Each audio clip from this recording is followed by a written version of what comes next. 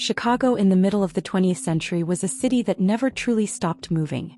Steel wheels rang against rails from before dawn until late into the night, and the streets pulsed with workers, shoppers, delivery trucks, and streetcars threading their way through the dense urban grid.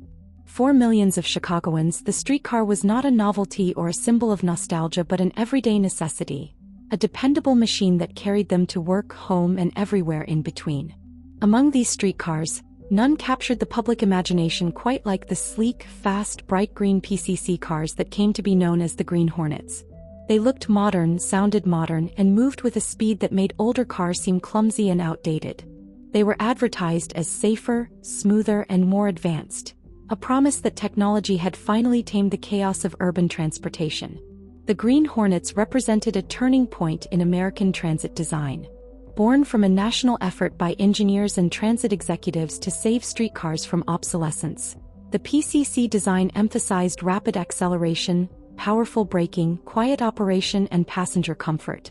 Chicago embraced them enthusiastically, painting them in a vivid green livery that made them impossible to miss. Riders noticed immediately that these cars were faster than anything they had ridden before. They surged forward with confidence, gliding through intersections and along downtown corridors.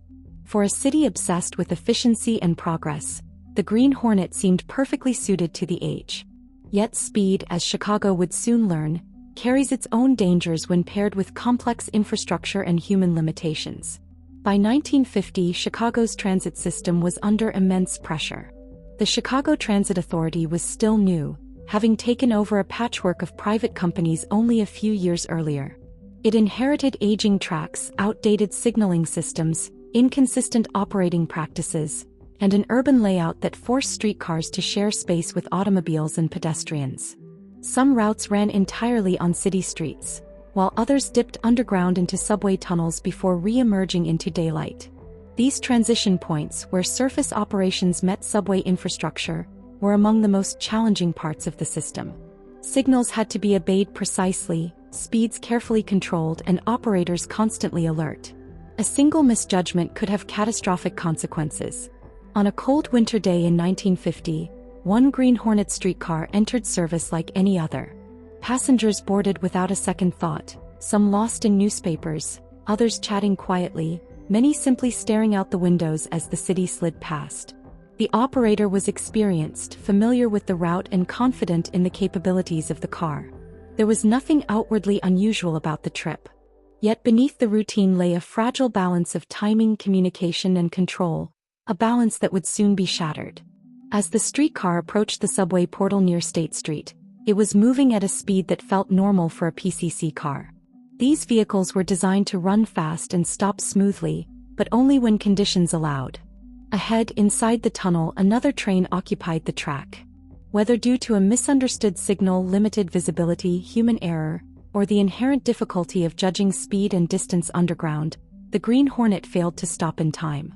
In the space of a few terrifying seconds, the promise of modern transit collided with the unforgiving reality of physics. The impact was sudden and violent. Steel slammed into steel with a deafening force that echoed through the tunnel and reverberated up into the streets above. The front of the Green Hornet crumpled, its streamlined design no match for the energy released at speed. Passengers were thrown forward with brutal force, some crushed against seats and stanchions, others hurled to the floor. The lights flickered, dust and debris filled the air, and screams cut through the darkness. What had been an ordinary commute instantly became a scene of chaos and terror. Inside the tunnel, confusion reigned. Survivors stumbled through smoke and dust, calling out to one another, trying to help the injured in the dim emergency lighting. Some passengers were trapped, pinned by twisted metal, or unable to move from shock and injury. The smell of ozone, hot machinery, and disturbed concrete hung heavy in the air. Above ground, pedestrians and drivers felt a dull shock beneath their feet, unaware at first of the tragedy unfolding below. Emergency responders arrived quickly but faced enormous challenges. Firefighters and paramedics descended into the cramped tunnel carrying stretchers and lights, navigating wreckage that was unstable and dangerous. Every movement had to be deliberate, every extraction slow and careful. The injured were triaged where they lay, some carried out immediately, others requiring painstaking efforts to free them from the wreckage. Hospitals across the city prepared for an influx of casualties, doctors and nurses bracing for long hours ahead. The human toll was devastating. Dozens of people lost their lives and many more were injured, some permanently. Each victim represented a story interrupted. A worker who never returned home, a parent whose routine commute became their last journey, families suddenly plunged into grief and disbelief. Survivors carried not only physical wounds but lasting psychological scars, memories of noise, darkness, and helplessness that would haunt them for years. As news of the crash spread, the city demanded answers. Newspapers filled their front pages with photographs and headlines, and public confidence in the transit system was shaken. How could such a disaster occur in a modern streetcar, on a system that prided itself on efficiency and progress? Investigators examined every aspect of the incident, from the streetcar's mechanical condition to the signaling system, from operating procedures to human decision-making under pressure. What emerged was not a single cause but a convergence of factors, a system stretched to its limits where speed, complexity, and human fallibility met. The Green Hornet itself was not inherently unsafe, but its very strengths amplified the consequences of failure. Its speed reduced the margin for error, and the infrastructure it operated within had not fully adapted to that speed. The crash exposed the gap between technological ambition and operational reality, a warning that innovation without adequate safeguards could be deadly. Public reaction was swift and intense. Editorials questioned whether streetcars belonged in a city increasingly dominated by automobiles. Writers feared underground operations and trust in the system eroded. Within the CTA and city government, the crash intensified debates already underway about the future of streetcars. Buses were cheaper, more flexible, and perceived as safer. Tracks were expensive to maintain, and the memory of the Green Hornet crash lingered as a stark reminder of the risks. In the years that followed, Chicago's streetcars did not vanish overnight, but their disappearance became inevitable. One by one, routes were shortened, then eliminated altogether as buses were introduced as replacements and sold to the public as symbols of flexibility and modernity. Crews returned to streets that had once hummed with electric current and steel wheels, tearing out rails that had been embedded for decades. Asphalt was poured over the scars, erasing the physical evidence that streetcars had ever been there. Overhead wires were dismantled and hauled away, their removal quiet but symbolic, signaling the end of an era when electricity and rails defined urban movement. The Green Hornets themselves, once celebrated as the future of transit, were pushed into storage yards, stripped for parts, sold to smaller systems, or cut apart for scrap. Their bright green bodies, once flashing through downtown streets, were reduced to rusting shells or preserved only as curiosities in museums, disconnected from the living city they once served. Chicago moved forward with characteristic determination. New roads were built, traffic patterns redesigned, and the automobile was given priority in the urban imagination.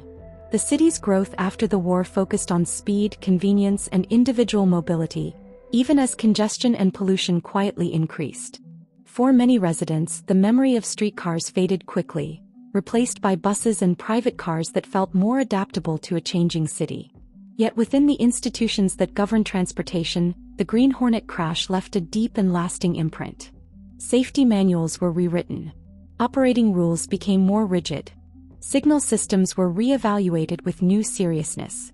The assumption that modern technology alone could guarantee safety was permanently shaken, replaced by a recognition that systems must be designed not just for ideal conditions, but for human error, fatigue, miscommunication, and failure.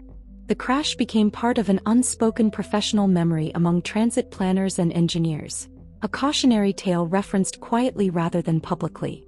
It influenced how underground operations were managed, how speed limits were enforced, and how much responsibility could reasonably be placed on a single operator in complex environments.